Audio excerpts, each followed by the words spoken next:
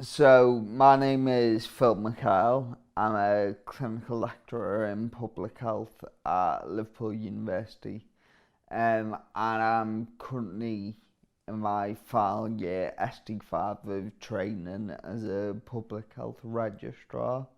I did my medical school at Liverpool, and then I did my foundation years in the Royal. And then in between foundation and starting here on the public health specialty training, I spent 2 years as a public health researcher in Liverpool John Moores University. About me, so why I got into medicine, I suppose the big reason I got into medicine was really because it seemed to fit with my interests of I was always very interested in the more science-based subjects. I've It always felt like a kind of natural progression for me. Um, I know people saying, "Oh, it's because I really care for people and love to care for people," and I suppose that was part of it. I do view myself as quite an empathetic person, but I suppose the main reason was the kind of academic side of that was natural progression. Probably the most interesting thing about me is that when I was in my fourth year of med school, and when I was in Liverpool, that was your finals year. I was diagnosed with a progressive genetic condition called Friedreich's ataxia. So that kind of was a huge change in for me. So I'd kind of, up until that point, been progressing in the sense of, okay, this is the next step, this is the next step, and I was getting towards the end of uni and I was thinking, alright, next step is foundation years, and then what do I want to do career wise, and I was thinking about probably medicine, and I was thinking about maybe something like pharmacology or something like that. But when I was diagnosed, that I really needed to reflect on what was like the realistic options, not just in terms of my what would be my abilities in the future.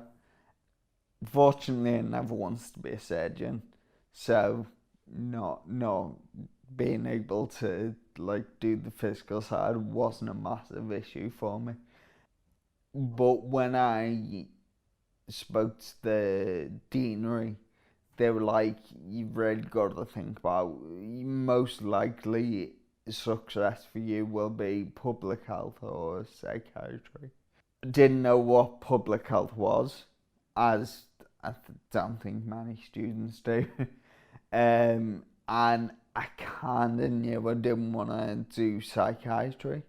So it was like, alright, it was a bit crap. But at the same time, I was like, alright, I need to think about what I want to do and how I can set myself up so that actually you do just carry on. And I ended up in public health, and luckily it really fits with the kind of person I am, and I do very much enjoy the career, fortunately. I suppose in terms of processing that kind of initial challenge, I think the big thing was the social networks that were around me. So I'm really lucky that I've got family that I'm from Liverpool, some of my family were nearby, and they were all really supportive. But also, like, the friend you build up, I'm lucky that basically all my friends were more than happy to adapt the way I would need to. I think one thing that worked in my favour was because of the progressive nature, I had quite a bit of time to really deal with things. I might be able to hide it for a couple of years, but eventually it's going to become obvious. There's no way around that. So I informed the university straight away, and actually they were really good. They were like, all right, we need to look at what we can do to help make sure you get through, but also what will help me kind of emotionally and psychologically deal with the challenges I was having. And I think I just kind of didn't stop. I was just like, do you know what, I'll just carry on, because I felt like if I'd stopped, that would probably be the point where you'd suddenly feel the weight of the world on your shoulders and be like, okay, now it's too much. So I decided a few years ago I wanted a tattoo, but you're like, I don't want something which I look back at in 30 years time and think, what was it doing? So I spent a long time thinking, and then kind of stumbled on the idea of, actually I could do music, because I used to play music when I was younger. And music has always been a huge part of my life. So, I have one on my leg, which is My Chemical Romance, Welcome to the Black Parade. And this one on my left arm is a song by Top Loader called Just Hold On.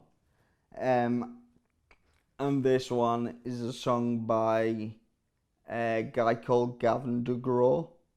This one actually relates to what I was saying, which is during that time when I was getting really stressed, my coping mechanism was I smoked at the time terribly. But my coping mechanism was I put music on, go somewhere, set up my own, just probably chain smoke about like 30 ciggies in the night. One of the songs that really spoke to me was that Top Loader one. I think it was because some of the lyrics are about. One of the lyrics is walking down a one-way road, but you still don't know which way to turn.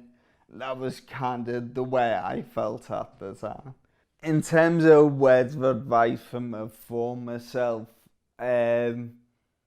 I probably tell them to relax a bit.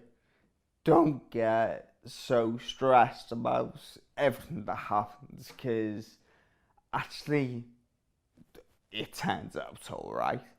It's the whole thing of that roll with the punches. You can't foresee what's gonna happen, and there will be times where actually it seems terrible and you're thinking there really is no way out of this. So like, I suppose the big time for that for me would be in my final year of uni. So I think it's fair to say the final year of uni for medics in general is stressful, because suddenly you're going from a position of no responsibility to what I think a lot of medics fear was suddenly everything's life or death. Now, we all know once you go through that, you're like, it's not actually as bad as you think it will be. But I had that stress, but I also had the additional stress of I wasn't sure if I was physically going to be able to do the job. And I was getting myself to a point where I was like, oh God, do I want to do this? But I felt like I was trapped. I was like, actually, I'm not sure if this is the right thing for me, but the only way I can see is forward. Just carry on. So yeah, I'd go back to myself back then, just be like, just chill out a bit, just relax. It's not that bad. Yeah, I suppose that would be my big advice: is things are never as bad as you think they are. Also, from a work perspective, occupational health. So the first couple of times I went there, so I went there immediately when I was first diagnosed, so when I was in uni, and I've been there basically every job since. Initially there wasn't really much they could do, but a couple of years ago, because of, as I said, because it progresses, I had an issue of actually physically getting into the office. I found myself like working from home more and more, and I knew that actually I needed to find a way to deal with that, because otherwise that was going to become a real issue.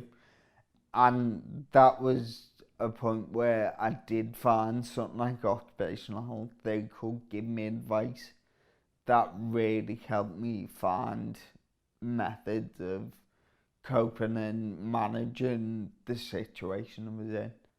I suppose though, it's just you've got to be adaptive. One thing I did find, not so much now, but I went through a period of about 5 years where I constantly felt things were changing. And I'd find that I'd spend like a year get myself into routines that worked with my health, and then suddenly there'd be a slow but substantial change, and you'd be like, "Oh great, I've got to adapt again," and it does wear you out after a while, and I think this would be relevant for medics even if they're healthy and well. You have got to constantly adapt, especially early on when you're constantly doing new jobs. You have to change ways of working, and you have to find ways of dealing with that, because otherwise you do risk burning yourself out eventually. So yeah, I think yeah, the big one really is that social support. If you have the right networks around you, that will set you on your way. I have little doubt that if I didn't have those networks around me, it wouldn't have turned out the way it did.